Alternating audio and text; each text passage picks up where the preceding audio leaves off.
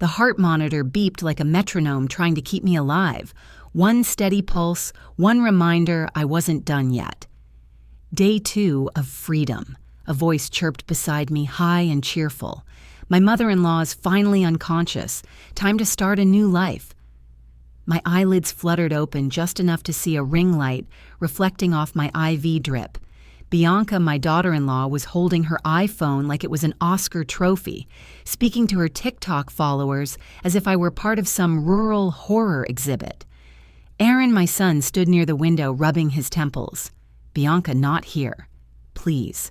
Mom just came out of surgery. Oh, relax, she said, adjusting her lip gloss. She's asleep. This is content, Aaron. Real emotion. #freedom from the farm. I let my eyes close again. Let her think I was too weak to hear. They said this was a routine heart procedure. I should have known routine doesn't include a ring light and a TikTok audience.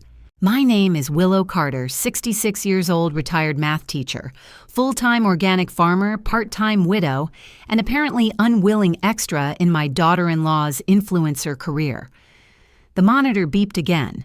The sound synced perfectly with the rhythm of her voice. You know, Bianca said to the camera, lowering her tone for dramatic flair, this is what happens when people refuse to move forward, clinging to old land, old houses, old ideas. Sometimes you have to let go of the past to live your best life. I kept perfectly still. My lips wanted to curl into a smile, but the heart monitor would have betrayed me. Babe Aaron whispered, maybe put your phone away. This isn't the time. It's exactly the time, she hissed. You think I'm filming this for fun? This video will blow up. Generational healing, breaking cycles. People love that stuff. My heart skipped a beat. Literally. The monitor spiked and Nurse April rushed in the bottom of her sneakers, squeaking against the polished floor. What's going on in here? She asked, her voice brisk but kind. Bianca quickly hid her phone behind her back. Oh, just a little family bonding. April squinted. Right. And the lighting setups for comfort, Bianca said. April glanced at me, then at the ring light. Comfort for who? Aaron stammered. My wife, she's, creative.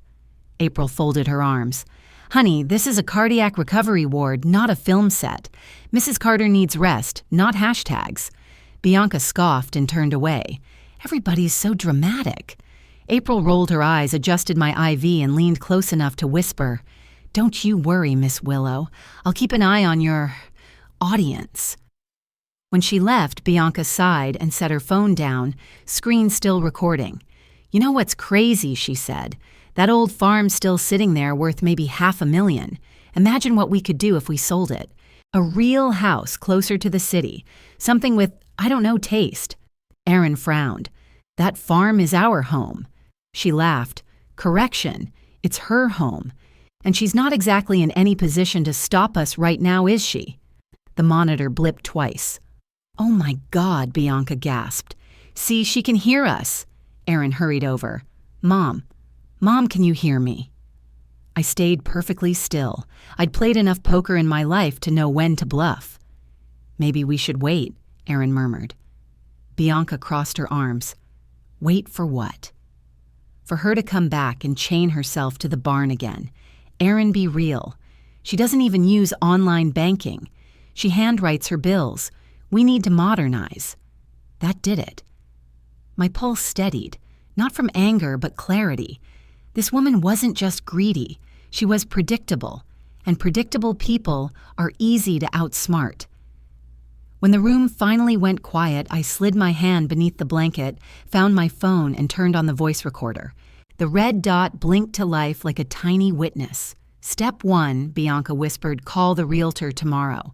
Step 2, convince Aaron it's the compassionate thing to do.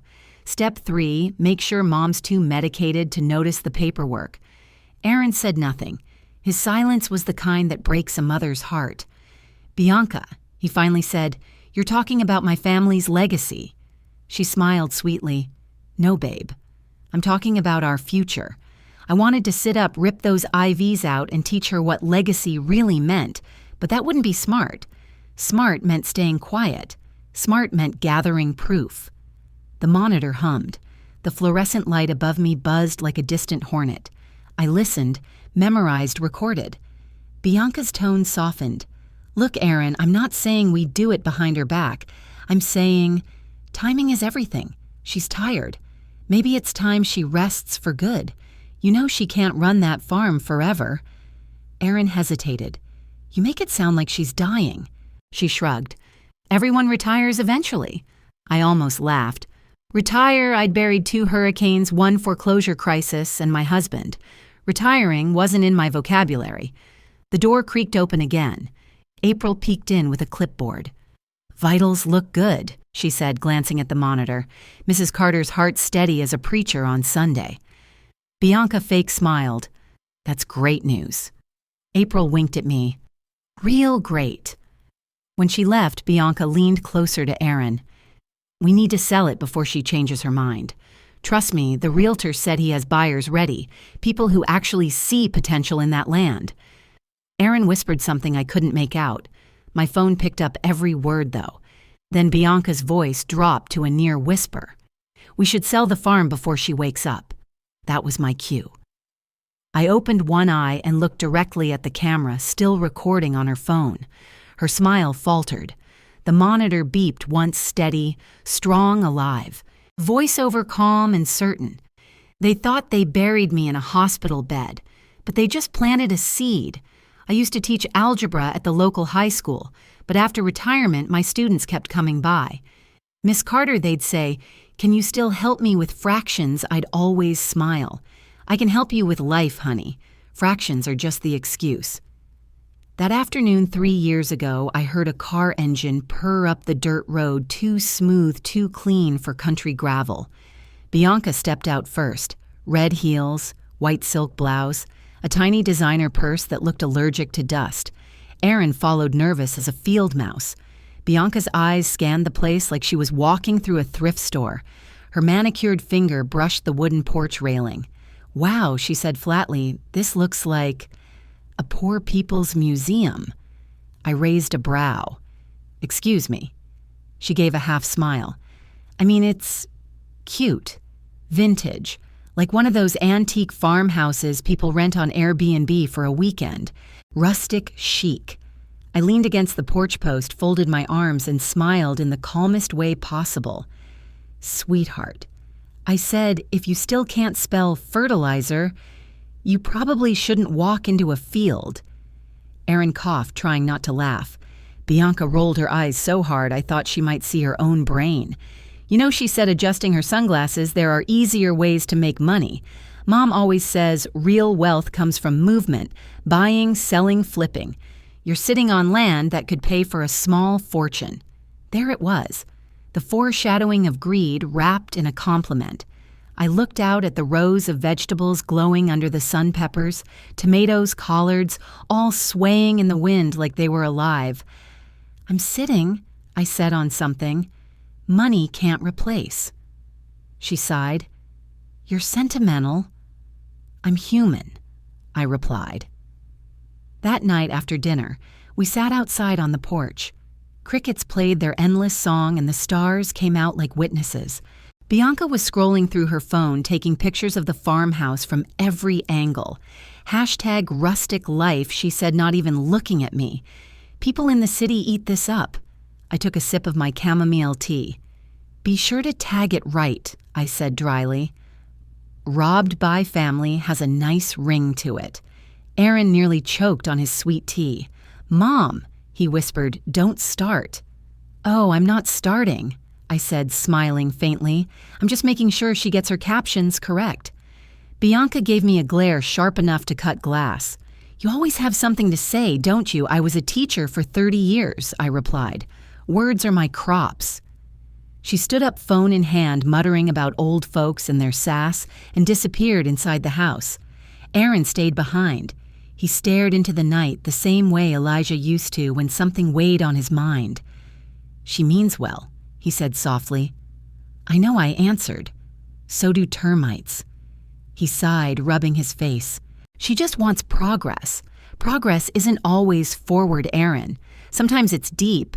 Roots go down before trees reach up. He nodded but didn't reply.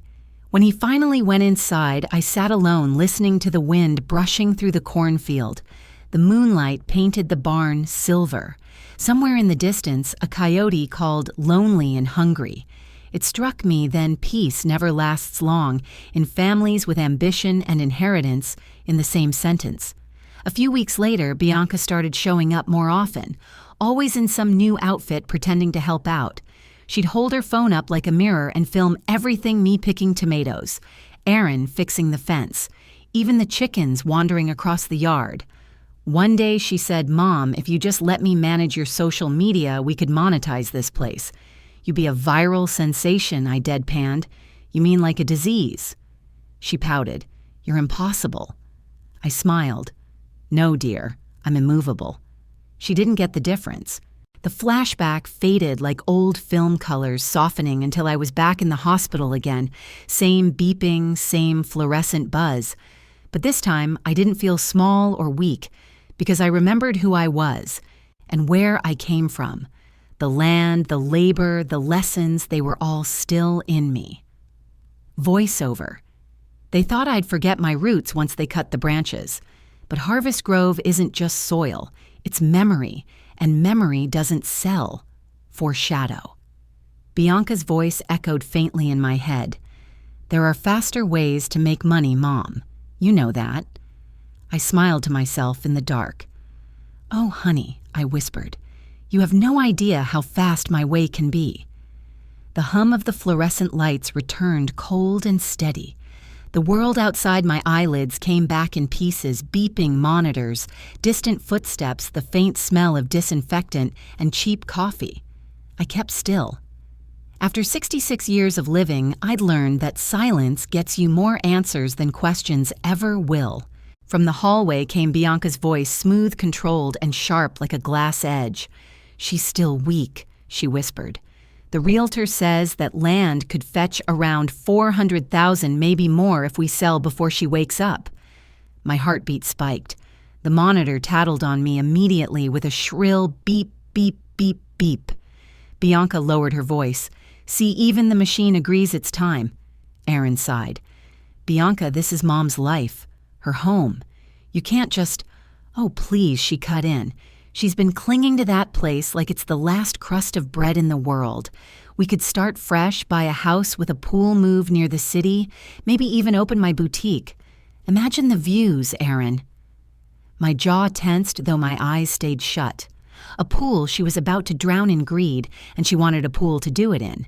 She wouldn't want us to struggle, Bianca continued. She'd want us to be happy.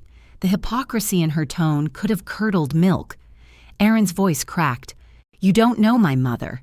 If she wanted us to have something, she'd give it to us. You think stealing it while she's half-conscious is the same." Bianca's reply came with that smug, polished calm that only the morally bankrupt ever master. "She'll thank us later." The beeping monitor went from steady to furious, and right on cue here came Nurse April swinging through the doorway with her clipboard and attitude. "What's going on here?" she asked, glancing at the screen. Mrs. Carter's heart rate just jumped higher than my student loan payments. Aaron stepped back embarrassed. "Sorry, we were just talking." April smirked. About how to keep her calm, I hope Bianca plastered on her fake smile. "Of course. Just a little family planning." April arched a brow. "Planning's fine sugar. Scheming's another story." Aaron looked at the floor. Bianca looked at her nails. April leaned closer to check my IV, her voice dropping to a whisper. "Vitals are fine," she said quietly, pretending to read the monitor. "Machine says she's alive, but I'd say she's also real mad." Then she winked and walked out like nothing happened. I had to bite the inside of my cheek not to laugh. Bianca sighed. "Can't we just have one conversation without someone accusing me of something?" Aaron murmured. "Maybe stop acting guilty then." Whatever she snapped. "I'll handle it. You're too emotional." Her heels clicked down the hallway, each step echoing like punctuation marks on betrayal. When the footsteps faded, I cracked one eye open. The ceiling tile stared back square and silent. I whispered to no one in particular. "They think they buried me in paperwork, but all they did was plant a seed." That afternoon, I pretended to nap through every visitor check. It's funny people reveal the most when they think you're too frail to hear. Bianca came back, perfume first, voice second. She sat in the chair beside me, scrolling through her phone. Her voice was soft, but her words were surgical. "Hi, yes, this is Bianca Carter. I'm calling about the property listing on Harvest Grove Road. Yes, the owner's incapacitated, but her son has power of attorney. Yes, we'd like to move forward quickly, cash buyer preferred." I could practically feel her smirk through the air. She paused. Understood. "We'll sign once my husband brings the paperwork." Click. Call ended. She stood up, smoothed her skirt, and leaned down near my bed. "You should have sold it years ago," she whispered, brushing imaginary lint off my blanket. "Don't worry. We'll make sure it goes to someone who actually uses it." If she'd looked closer, she might have noticed my hand twitch, but she didn't. When she left, I opened both eyes fully. I stared at the IV drip, slow and deliberate. They want to take my home while I'm still breathing. Then I'll fight with every breath I've got. A few minutes later, April returned with her usual half grin. "Your daughter-in-law's back on the phone again," she said. "Sounds like she's buying or selling something expensive. Want me to accidentally unplug her charger next time?" I smiled weakly. Tempting, but not yet. April pulled up a chair, sitting down like we were old friends at a coffee shop. "You know, for someone who just had heart surgery, you've got more fire in you than my last 3 boyfriends combined." "That's because my fire's been earned," I said quietly. "They're trying to sell my land while I'm lying here." April froze. "You're kidding." "No, and they think I'm too weak to stop them." April leaned in, whispering like a conspirator. "You need me to do something because I once hid a wedding ring for a patient's mistress. I'm not new to secrets." I couldn't help but chuckle. "That might come in handy." "Good," she said, grinning, "because I've got free time and bad judgment." The laughter that escaped my chest wasn't the fragile kind, it was the kind that burns. As night fell, I stared at the small window near my bed. The moonlight spilled in silver and cold. Somewhere outside, tires screeched Bianca's car, leaving again, probably to finalize paperwork. I reached beneath my pillow, feeling the small recorder I'd hidden earlier. The red light blinked once before fading. Every word she'd said that day, every whisper about selling about before she wakes up was saved. Evidence. Elijah used to say paperwork is just the quiet voice of justice. I used to laugh at that. But tonight it sounded like prophecy. Hours later, when the ward was quiet and even the machines seemed to doze, I turned my head slightly toward the window. The reflection staring back wasn't weak, it was patient. Bianca thought she was dealing with a dying old woman, but what she'd really created was a mathematician with a plan. Voiceover. They measured me by my pulse, by my silence, by my years. They forgot I spent a lifetime teaching others how to calculate risk. The heart monitor steadied again. Beep, beep, beep, like the countdown to something inevitable. And in that sterile room under cold hospital lights, I began to map out the first steps of my quiet revenge. The hospital was quieter than a library after midnight. Only the machines dared to speak soft, rhythmic beeps that kept count of my second chance at life. I waited until the hallway lights dimmed to that strange blue of 3 a.m., the color of secrets. Then I reached under my pillow and pulled out my phone. My hands trembled a little, not from weakness, but from excitement. I tapped the contact marked C. Reynolds, legal, 2 rings, then that familiar low chuckle. "Mrs. Carter, you only call when something's either very generous or very dangerous." "Caleb," I whispered, glancing at the door. Last time I called it was to donate pumpkins to the harvest fair. A pause. Then his tone warmed with amusement. "And this time, I said, I'm planning to burn a few bridges." He laughed. "Bridge burning, legally or metaphorically, both," I replied. Caleb Reynolds had been my lawyer for 20 years, ever since Elijah and I nearly lost the farm during the 2008 crash. A good man, sharp mind, voice like bourbon. He'd once told me paperwork wins wars people never see. Well, tonight we were about to go to war quietly. "I'm guessing this has to do with your charming daughter-in-law," he said. Let's just say I murmured she's trying to sell what doesn't belong to her while I'm on morphine. Oof. Classic case of premature inheritance syndrome. I snorted. Diagnosis agreed stage 4. He clicked his pen on the other end of the line. All right, walk me through it. What do we still have active on-record power of attorney from last year, I said. Signed over to Aaron for medical and property decisions in case I was incapacitated. Bianca's been waving it around like a golden ticket. Noted. We can revoke that by sunrise. Good, I said, because I'm done letting amateurs run my life. Then let's build a firewall. We'll set up a holding company, call it Carter Holdings LLC. You'll transfer the property title bank accounts and any existing business income through it. You'll remain sole owner and managing member. I smiled faintly. So when they go digging, all they'll find is an empty field. Exactly, Caleb said. A ghost farm. Beautiful. Poetic, I murmured. Elijah would have liked that. I could hear the hum of fluorescent lights overhead, the faint squeak of a nurse's shoes down the hall. Caleb continued his voice, calm but quick. I'll file the revocation first thing at county court. Then we'll email you digital copies to sign. April can witness them if needed. April. The nurse who calls you ma'am with attitude. I grinned. She'll love that promotion. As we talked, logistics, the door creaked open. The hospital floor manager, a tall man with a clipboard and a stick, where his humor should have been peeked in. Everything all right here, Mrs. Carter. My heart jumped. Caleb was still talking through the speaker. April, standing nearby, froze for a split second. Then, like a magician, she snatched my phone, flipped the camera, and announced brightly, "Perfect timing. We're filming our TikTok recovery dance challenge." The manager blinked. "Excuse me?" April winked at him, already pulling me up by the arm. "Come on, Mrs. C, the internet's waiting." I barely managed to hold onto the IV pole as she started doing some kind of chaotic two-step.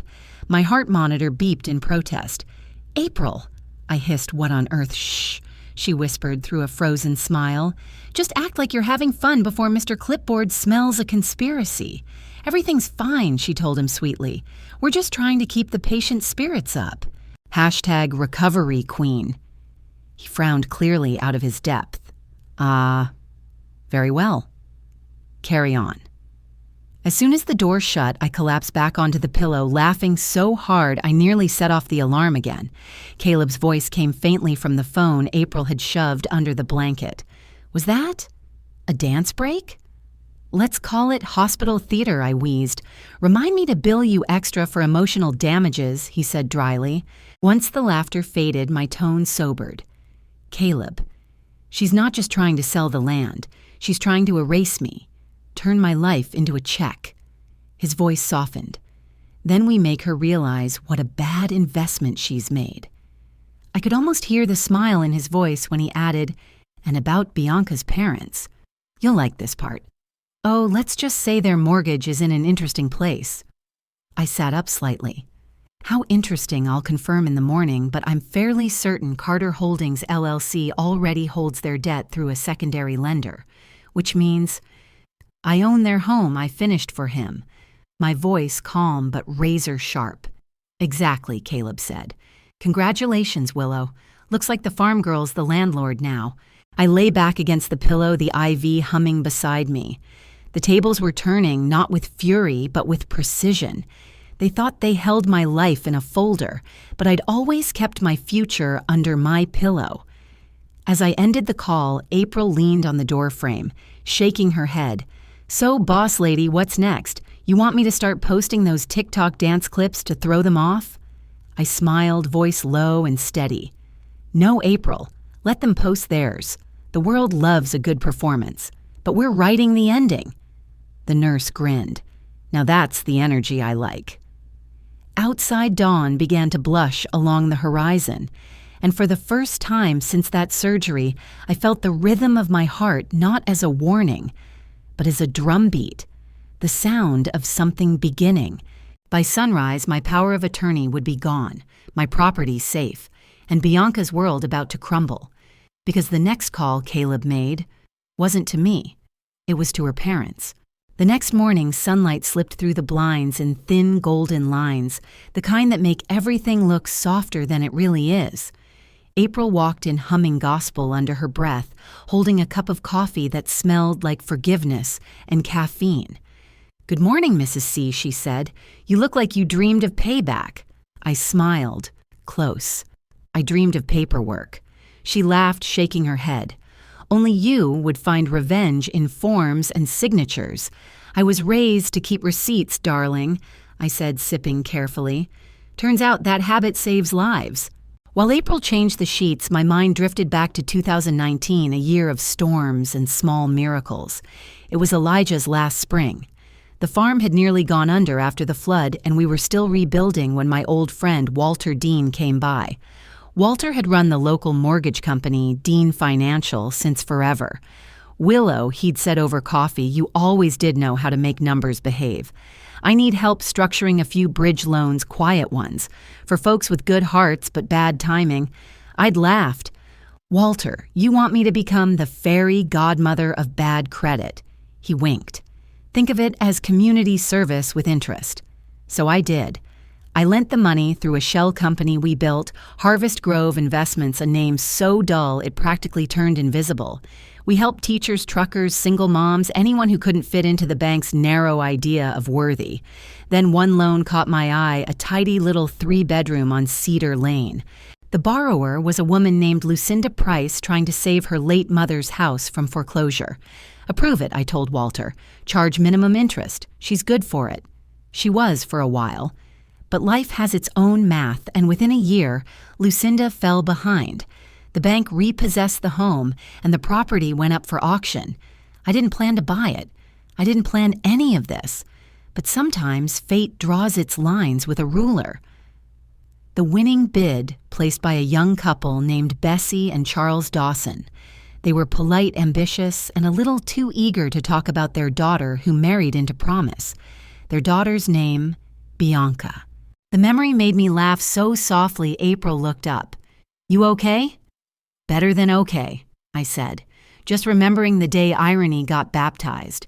Back then, when Bessie and Charles signed the mortgage paperwork, I'd been sitting quietly in the back office, hidden behind the corporate name. They thanked the agent, shook hands, and said, "God bless the owner," whoever they are. I smiled from the shadows. God had. It wasn't vengeance. It was logistics, holy accounting, if you will. I kept their loan under Harvest Grove Investments until 2022, when I rolled all properties into a new entity, Carter Holdings, LLC.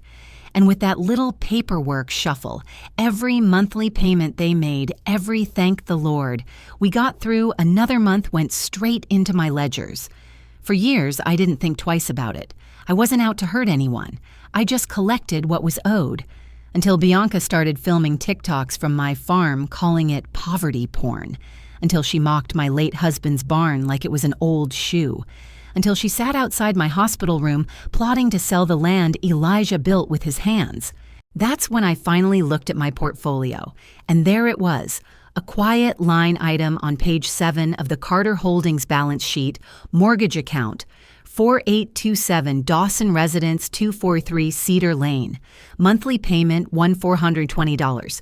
Owner of Deed Carter Holdings, LLC. Beneficiary Willow Carter. I stirred my coffee, smiling at the cosmic symmetry of it all. Sometimes I whispered, God doesn't hand you revenge. He hands you an invoice.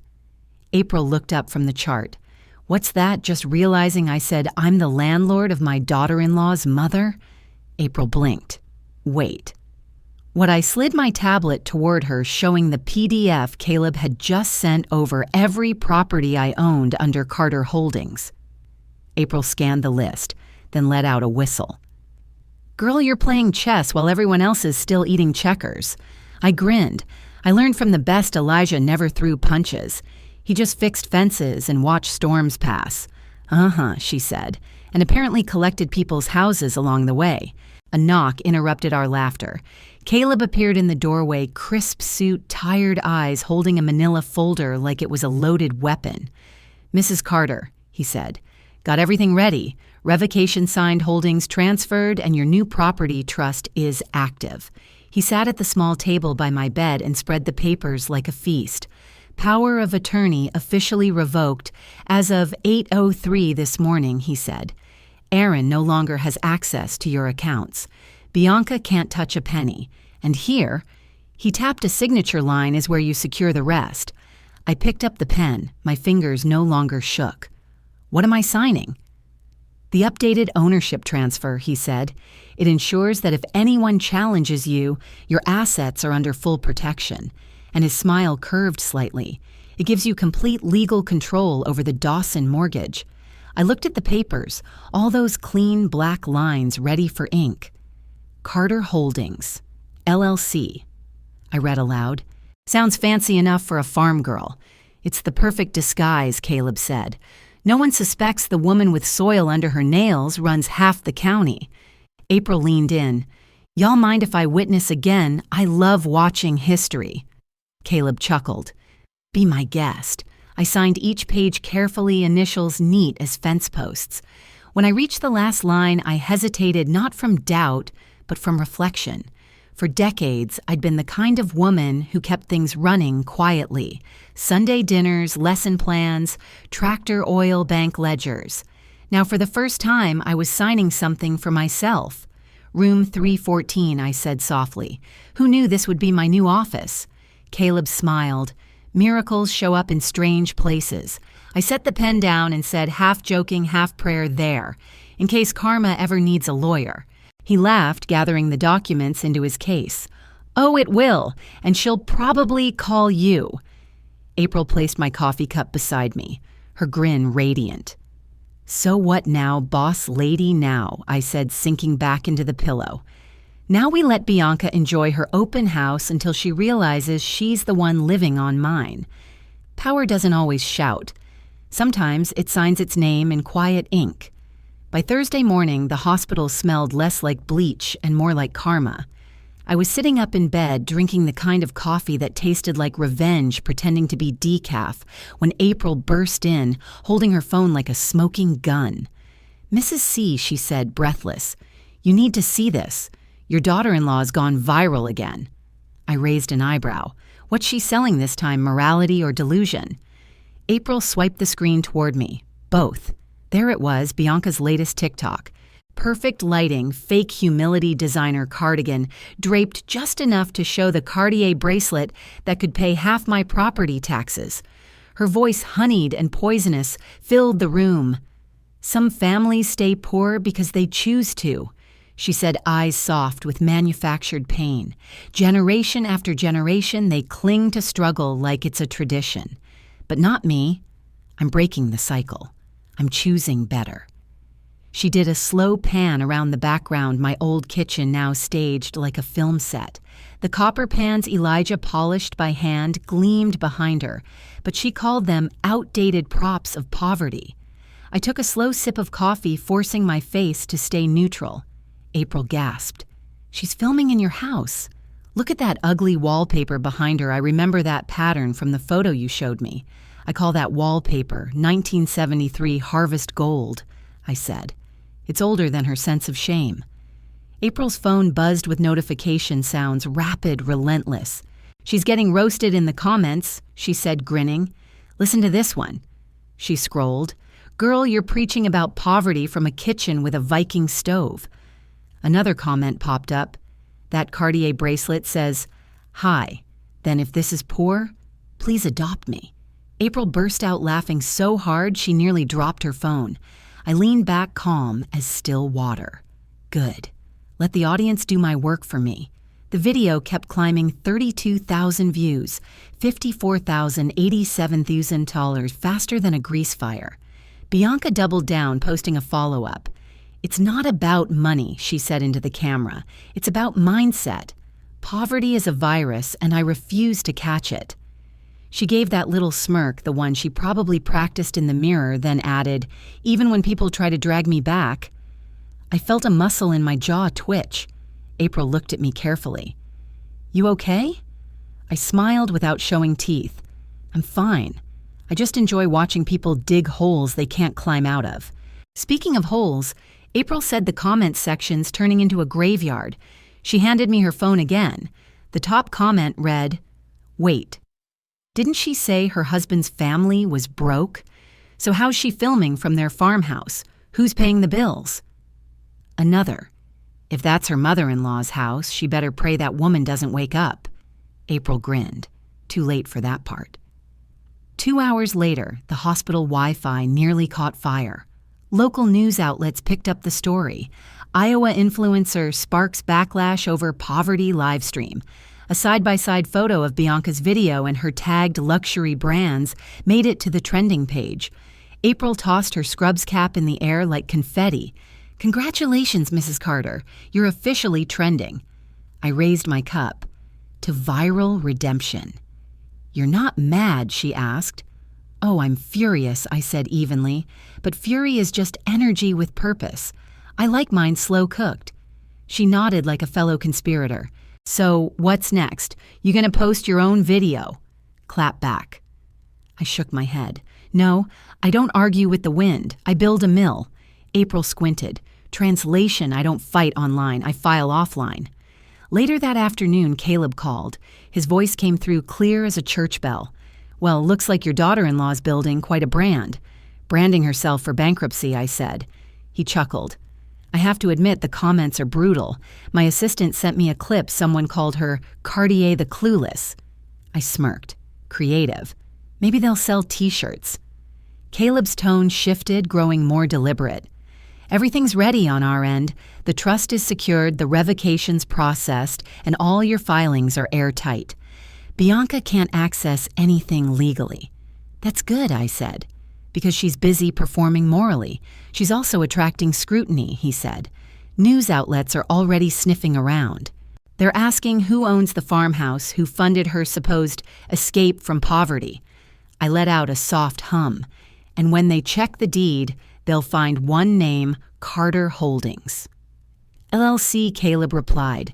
"Registered owner, Willow Carter." April whistled low. "She's filming inside your house, calling it a museum of poverty while you're literally her landlord. That's Shakespeare-level irony. Tragedy or comedy, I asked," both Caleb said, with excellent timing. That evening, April brought me her tablet so I could see the full fallout. The video had hit 1.2 million views. The comment section was a battlefield. One user wrote, "Imagine being this smug while living rent-free in your mother-in-law's property." Another girl, "Your rich attitude is overdrawing in reality." Then came the killer. Someone tagged the real homeowner. April snorted so hard she had to wipe her eyes. "The internet's out for blood. Let them feast," I said calmly. "Pride's the toughest meat, takes a while to chew." By nightfall, Bianca was posting again, defensive this time. "I never said we were broke," she insisted. "I just meant emotionally poor. You people twist everything." April laughed so hard she almost spilled my tea. "Oh, she's spiraling. Classic influencer meltdown." I finished my coffee, savoring the last sip. "Good. I like watching lessons brew." Then my phone buzzed with a new text. It was from Caleb. I stared at the message for a moment, feeling the calm rush of control settle in my chest. April leaned over my shoulder. "What's the verdict?" I smiled. "The verdict," I said, "is patience, because some people bury themselves beautifully." That night, as the world roasted Bianca in 30-second clips, I lay in bed watching the reflection of my IV drip glint like gold under the lamp. For the first time since the surgery, I slept easily, not because I'd forgiven, but because justice had started stretching its limbs, in silence, in style, and online. By morning, the views would double. The sponsors would start calling, and Bianca would think she'd won right before discovering the house she bragged about. Wasn't hers to sell. Saturday came dressed like a lie. The sky was perfect, the air calm, and Bianca Carter was about to host a live-streamed open house for a property that didn't legally belong to her. Meanwhile, 3 very different screens lit up across the same morning, one in the hospital, one in a law office, and one in a farmhouse filled with ring lights and self-delusion. Good morning, my beautiful followers. Bianca's voice rang through her phone camera like a sermon for the shallow. She stood in front of the porch Elijah had built with his bare hands, all charm and concealer. Welcome to the new chapter of our lives. This gorgeous farmhouse will soon belong to a lucky family ready to create their future dreams here. She spun the camera around, showing every corner like it was a museum exhibit she didn't understand. "Can you feel it?" she said breathlessly. "The potential. We've decided to move on to bigger opportunities. This home deserves someone who'll give it the modern glow-up it needs." In the comments section, the internet sharpened its knives. "Didn't you say this was your MIL's place? Why are you selling it while she's in the hospital? That kitchen looks a little too owned by someone else." But Bianca was too drunk on attention to notice. She turned the camera toward the old dining table. "This is where my husband grew up," she cooed. "Simple, humble beginnings. We're grateful, of course, but you can't build the future clinging to the past." She reached into her tote bag, pulled out a crisp stack of papers, and waved them with performative pride. "Closing documents ready to sign today. My mother-in-law already gave us her blessing." The lie rolled off her tongue like butter melting over poison. Across town, Caleb Reynolds leaned over his laptop in his firm's downtown office. The walls were lined with certificates. The coffee on his desk had gone cold hours ago. He'd been refreshing the county registrar's database every 10 minutes, waiting for confirmation that all ownership transfers had been filed correctly. Then it happened. A new document pinged his inbox. Subject scanned signature confirmation. Carter estate transfer. Caleb frowned. That was fast. He opened the PDF expecting to see the document he'd notarized the day before. Instead, the signature was different, slanted, wrong. The loops too wide, the strokes uneven. He zoomed in, jaw tightening. "Bianca," he muttered. He grabbed his phone and started dialing Willow. Back in room 314, Willow sat cross-legged on her bed, pudding cup in one hand, phone in the other. On screen, Bianca's voice echoed through the hospital speakers like nails on fine china. April peeked over her shoulder, spoon in mouth.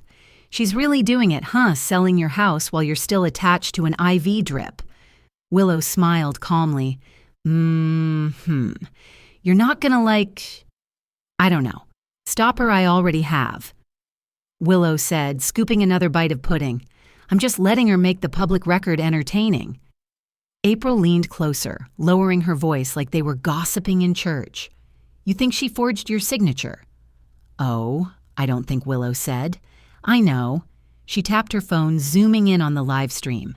Bianca's hand hovered dramatically over the paper stack. "And now," Bianca said, "we signed the deal that changes everything." She uncapped the pen like it was a sword. Her husband Aaron stood behind her, pale and hesitant. "Bianca, maybe we should wait for Mom to what?" she snapped sweetly. "Recover, bless our poverty, Aaron, this is what she'd want." Willow tilted her head. "You hear that, April? She's clairvoyant now." April snorted. "Girl, she's about to be unemployed, that's what she is." As Bianca scribbled the last flourish of her fraudulent signature, Caleb's voice cut through the phone line in Willow's lap. "Mrs. Carter," he said, calm but urgent. "We have a problem." "Let me guess," she replied, not looking away from the screen. "It's shaped like a B and rhymes with nonsense." "Correct," he said. "A scanned signature was just submitted to the registry. It's fake." Willow's spoon clinked against the pudding cup. So she finally put it on paper. "Yes, but that means she's officially committed forgery under state law. I can move now." Willow's eyes gleamed like flint meeting steel. "Then move Caleb." On screen, Bianca flipped her hair and smiled to the viewers. "There, all done. Fresh start, fresh future. Thank you to everyone who believed in our journey." Her voice trembled slightly, like even she could hear the hollow echo beneath the lie. Caleb's fingers flew across his keyboard, filing an immediate motion with the county clerk. Transfer reversal initiated. Fraud alert sent. Every digital log of her uploads now evidence. April let out a low whistle. "Ooh, I love watching justice warm up." "Just wait," Willow said, leaning back against the pillow. "The best part's always the cool down." At the farmhouse, Bianca ended the live stream to a flood of chaotic comments. Half the audience called her inspiring. The other half called her a thief. She ignored them all, smiling into her reflection. They'll understand when the deal closes. But when she opened her email, her smile faltered. Subject notice of suspended transfer, fraudulent signature under review. Her heart dropped like a bad investment. What is this? She whispered. Aaron leaned over her shoulder. Bianca, what did you do? Nothing, she hissed. It's probably just a technical glitch. But then came the second email, this one from Caleb's office. Cease and desist immediately. You've triggered legal action under Iowa Code 7B-A. Bianca's reflection in the window wavered, all that perfect composure melting into panic. Back in the hospital, Willow was scrolling through the same emails. She chuckled softly, finishing the last bite of pudding. Timing, she said, is the art of patience meeting proof. April clapped, once delighted. Oh, I wish I could live stream this moment. Don't worry, Willow said. We're just getting to the trailer. Her phone buzzed again. Caleb's text appeared on screen. Willow set the pudding cup aside, eyes calm, voice steady. Good, she murmured. Now let's see what happens when the script flips. By sunset, she thought she'd sold my home. By sunrise, she'd realized she sold her soul instead, and the paperwork would prove it. The Sunday gala sparkled like a lie wearing diamonds, golden chandeliers, a string quartet, and rows of donors sipping champagne under banners that read, Harvest for Hope. At the center of it all, Bianca Carter twirled her wine glass, glowing under the lights like a woman who believed her own script. Today she purred to a circle of gossiping socialites. I officially joined the upper circle. We just closed a major real estate deal. Fresh beginnings, fresh investments. The crowd clapped politely, enchanted by her gloss. Cameras flashed. She tilted her head to find the light. She didn't notice the older woman entering through the side door, linen suit, calm stride presence, sharper than any diamond in the room. Willow Carter. April trailed behind her, whispering, You sure about this, ma'am? These people look like they iron their napkins. Willow smiled. That's fine. I brought a wrinkle or two. They slipped into the back row as the MC, a local radio host, tapped the microphone. Ladies and gentlemen, he announced cheerfully, please take your seats. Tonight we celebrate community generosity and the incredible sponsors who make it all possible. Bianca leaned over to Aaron. Wait till they call my name. She whispered, her lips stretched into a smug grin. The MC shuffled his cue cards. And now a very special thanks to our Platinum Donor of the Year. Bianca stood up half an inch, smoothing her gown. The Carter Foundation applause erupted across the hall. Bianca blinked. What? The MC continued, beaming. Established by Willow Carter, our longtime community educator and philanthropist, Mrs. Carter, would you please join us on stage? The room turned as one. Bianca's smile cracked like cheap porcelain. Aaron froze, half rising, unsure whether to help his mother or hide. Willow walked down the aisle unhurriedly, every click of her heels measured like punctuation. She stepped onto the stage, adjusted the microphone, and looked at the sea of expectant faces. Good evening, she began, voice steady, calm. I didn't plan to speak tonight, but it seems the paperwork had other plans. A ripple of confused laughter spread through the audience. Paperwork, she said, lifting a folded document from her purse, has a wonderful way of telling the truth, quietly, permanently. Bianca shifted in her chair. Oh, God, she whispered to Aaron. She wouldn't. Willow smiled faintly. For those of you who don't know me, I'm Willow Carter. For 30 years, I taught mathematics and ran the Harvest Grove farm, which my husband Elijah built with his own 2 hands. Some of you might recognize that farm. It's been featured in a few of this week's creative videos. The audience chuckled, catching the reference to Bianca's infamous live stream. Willow went on, I want to thank those who viewed that content because, well, it inspired tonight's donation. You see, that same farm sale funded a new program under my foundation, scholarships for young women who dream big but start small. The MC nodded approvingly. That's wonderful, Mrs. Carter. Willow turned toward Bianca's table. And that's not the only surprise. Turns out paperwork reveals all kinds of connections. She unfolded another document, crisp and deliberate. This here, she said, is a deed to 243 Cedar Lane. Gasps fluttered through the hall. She let the silence stretch elegant and dangerous. This address, Willow continued, belongs to the lovely Bessie and Charles Dawson, my daughter-in-law's parents. A collective murmur swept across the room. Bessie and Charles, sitting near the buffet, froze mid-sip of white wine. Bianca's lips parted, color draining from her face. "No," she mouthed. Willow held the papers up. And according to county records, the deed is held by Carter Holdings, LLC, which as of this morning belongs solely to me. The air crackled. Cameras turned. Reporters leaned forward. Willow's smile didn't waver. "So when I say I'm invested in family," she said lightly, "I mean it. Literally." Laughter broke through the crowd, cautious, disbelieving, then full-throated. Bianca rose, voice trembling. You don't understand." "Oh, I understand perfectly." Willow said, her tone soft but cutting. "You wanted to sell my home while I was recovering. But life, dear, has a sense of humor. Because while you were forging my name, I was signing new documents, the kind that keep roofs over your parents' heads." Bessie covered her mouth. Charles looked ready to faint. Mom, Bianca pleaded, "Say something." Bessie turned to Willow, eyes wide with shock.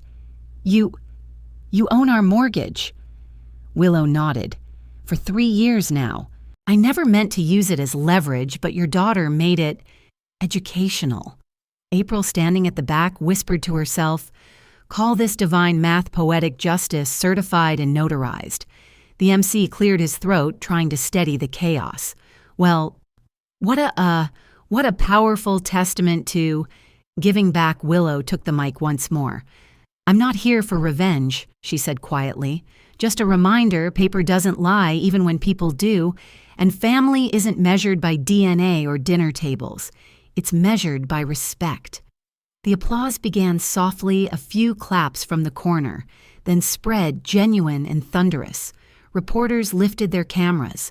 Flashbulbs flickered like lightning. Bianca sat frozen, mascara trembling on her lashes. Aaron leaned forward, whispering, "We need to go." But Willow wasn't finished. She looked directly at Bianca, voice low but clear. "Here's the truth, sweetheart. You built your empire on borrowed names. Tonight the receipts came due." As she stepped down from the stage, people reached to shake her hand. April followed close behind, whispering, "Ma'am, I think you just won the internet and the church crowd." Willow chuckled. "Good. Maybe I'll post my own video. How to stay humble when you own your enemy's house." April laughed so hard she nearly dropped her purse. "Girl, don't tempt me. I'll edit that for you." Outside cameras still flashed as Willow walked into the cool evening. She looked up at the night sky, calm, endless, free, and whispered to herself, "Elijah, we finally harvested justice." By the next morning, every local paper carried her photo. One woman, one deed, one perfectly quiet storm. And the family that mocked her name would soon learn what losing truly costs. The morning after the gala arrived quietly, as if even the sun wanted to keep its distance from what was left of the Carter family. The viral storm had already hit. Every news outlet replayed the clip of Willow's speech, her calm voice slicing through the glitter and gossip. By dawn, the internet had decided Bianca Carter wasn't a socialite. She was a scandal. Bianca sat inside her car in the grocery store parking lot, hands trembling over the steering wheel. Her once perfect nails were chipped. Mascara streaked down her cheeks like war paint from the night before. The phone on her lap buzzed again and again, texts, comments, tags. Fake influencer exposed rich off her mother-in-law's land, justice served in linen. She slammed the phone down, but the sound felt hollow in the silence. For the first time in years, there were no filters, no followers, no flattering angles, just Bianca staring at the woman in the rearview mirror and realizing she didn't recognize her. She broke. Loud, guttural, human, the kind of sob that empties a person. Across town, Bessie and Charles Dawson sat in their kitchen clutching a cream-colored envelope stamped with Carter Holdings, LLC. Charles unfolded the letter, his hands shaking. "What does it say, Bess?" She blinked through tears. "It says, 'Your mortgage has been cleared. This property is now released from all debt.'" Charles frowned. "That can't be right. There must be a mistake." But Bessie turned the page, a short handwritten note on thick paper. "No family should live under fear of another's roof. You taught your daughter ambition. May she now learn humility. The house is yours again, free and clear." W. Carter Bessie pressed the letter to her chest. "She forgave us," she whispered. Charles exhaled shakily. "After what Bianca did, Lord help us, she forgave us." Meanwhile, at the farmhouse, or what was once her farmhouse, Willow stood by the barn doors, sunlight spilling over the dust-speckled air. Her linen suit had been replaced by denim and old boots. She looked like herself again. With slow, deliberate motions, she closed the barn door, sliding the latch into place. The echo rang through the morning, a sound of ending, but not loss. April pulled up in her old sedan, waving. "Ma'am, you're trending again." Willow chuckled softly. For better or worse, April grinned. Better. They're calling you the Queen of Quiet Revenge. You've got fan edits. Willow shook her head, amused. "Let them have their titles. I've had mine widow, teacher, mother, fool." April tilted her head. "And now. Willow said gently, "I'm just free."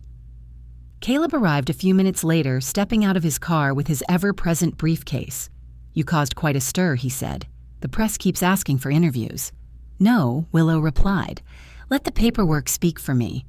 He smiled. "Already did.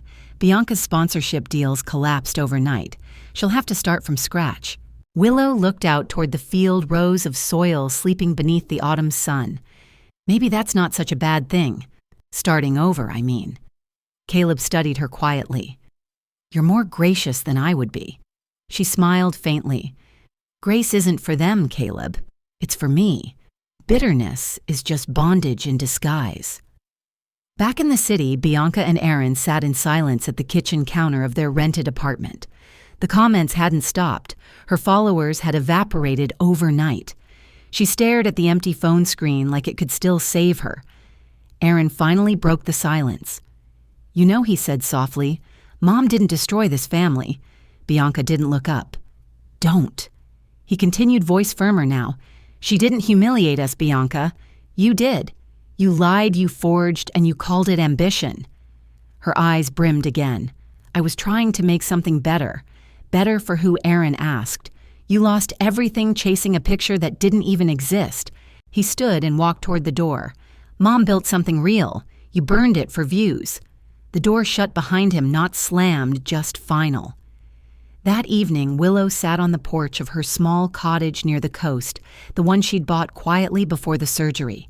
The ocean shimmered beyond the fields, its rhythm steady and kind. A warm breeze carried the smell of salt and soil, two things that never lie. She poured herself a cup of chamomile tea and whispered to the wind, "They sold my dignity cheap. So I bought back my peace at full price." April joined her on the porch with 2 slices of pie. "You really think she'll learn from this?" Willow took a slow sip. Everyone learns, April. Some through grace, some through consequences. Which one's she getting? Willow smiled. Both, courtesy of the Carter Foundation. They shared a quiet laugh, the kind that comes from survival, not triumph. As dusk fell, the farm glowed faintly under the setting sun. Somewhere, Bianca scrolled through her phone, seeing a post she couldn't bring herself to delete, the old video of her saying, "Some families choose to stay poor." She stared at her own face, then whispered to herself, "I chose wrong." She pressed delete, and for the first time in years, silence felt like relief. Vengeance didn't heal me. Forgiveness did. Because sometimes justice isn't about taking back what was stolen. It's about giving away what they can't afford, grace. The afternoon light stretched long and golden across the fields, that kind of gentle gold that makes everything past and present feel forgiven. The breeze smelled faintly of hay and honeysuckle. Willow Carter stood by the old mailbox at the end of the gravel road, a small can of white paint in one hand and a brush in the other. The faded lettering that once read, "Carter Farm Est." 1975 was nearly gone, sun-worn and chipped by time. She dipped the brush and began again steady, patient strokes, each letter reclaiming its place in the world. When she finished, she stepped back and smiled. There she whispered, still standing. Behind her, a car door shut softly. April appeared, balancing 2 paper cups of coffee, wearing that same wide grin that could thaw a blizzard. "Brought caffeine and gossip," she said. "Mostly caffeine." Willow chuckled. "Bless you. You're the only gossip I trust these days." They sat on the porch steps, the wood warm beneath their palms. The barn in the distance gleamed faintly under its new tin roof. For the first time in years, the silence around the farm wasn't heavy, it was full. April handed her a sealed envelope. "This came to the foundation office. Thought you'd want to open it yourself." Willow turned the letter over her name, written in neat, careful handwriting. The return address said Iowa State University College of Agriculture. She tore it open gently and began to read. "Dear Mrs. Carter, my name is Sophia. I'm the first recipient of the Carter Foundation Scholarship. I grew up on a small farm not far from yours. I used to hide my boots before going into town because kids would laugh at the smell of soil.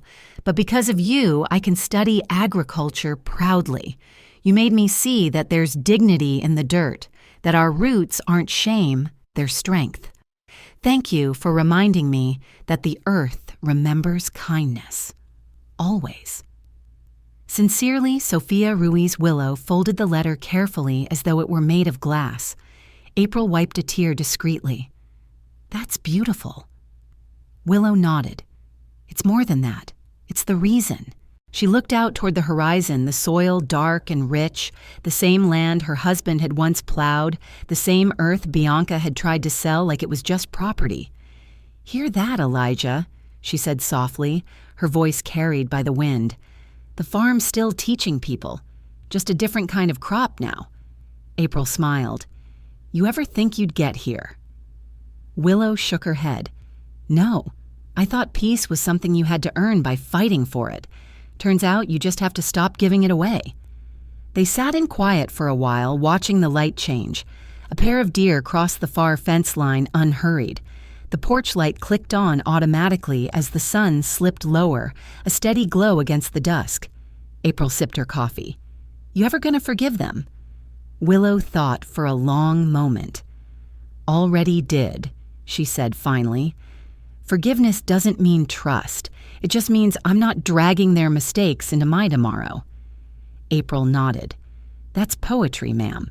Math, actually," Willow said with a soft grin. "Subtraction." They both laughed, the sound light and clean. When April left, the sky had turned a deep honey color. Willow walked back to the mailbox, ran her fingers over the fresh paint. The letters gleamed faintly under the porch light. Carter Farm Est, 1975.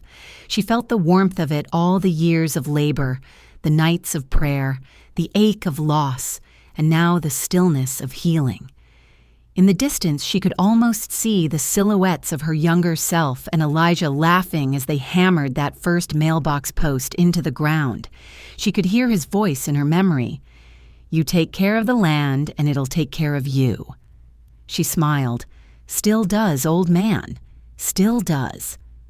Inside the cottage, her phone buzzed with notifications, messages of gratitude, encouragement, even apologies. One was from Aaron. "Mom Bianca's getting help. She said she wants to apologize someday. I just wanted to thank you for not giving up on us even when we gave up on you. I love you." Willow stared at the message, then set the phone down without replying, not out of coldness, but out of peace. She walked to the window and looked out at the porch light glowing over the quiet yard. "They tried to sell my roots," she murmured, "but I still bloomed." The wind rustled through the trees like an answer. Later, she sat at her writing desk, lit only by a single lamp. She opened a fresh notebook, the kind with wide margins, and wrote across the first page, "A house can be sold, but a legacy, never." Then beneath it, she added one last line. "Justice doesn't always thunder. Sometimes it hums beneath the soil." She closed the notebook, turned off the lamp, and stepped out onto the porch. The sky had deepened into a velvet blue. Fireflies blinked across the field, little floating stars, reminding her that even the smallest lights matter. Willow touched the porch rail, her voice quiet but firm, carried by the night air. "This is enough." And for the first time in a long, long while, it truly was. They tried to bury me under greed and paper. But roots remember. If you believe respect for our elders is non-negotiable, subscribe and tell me where you're watching from.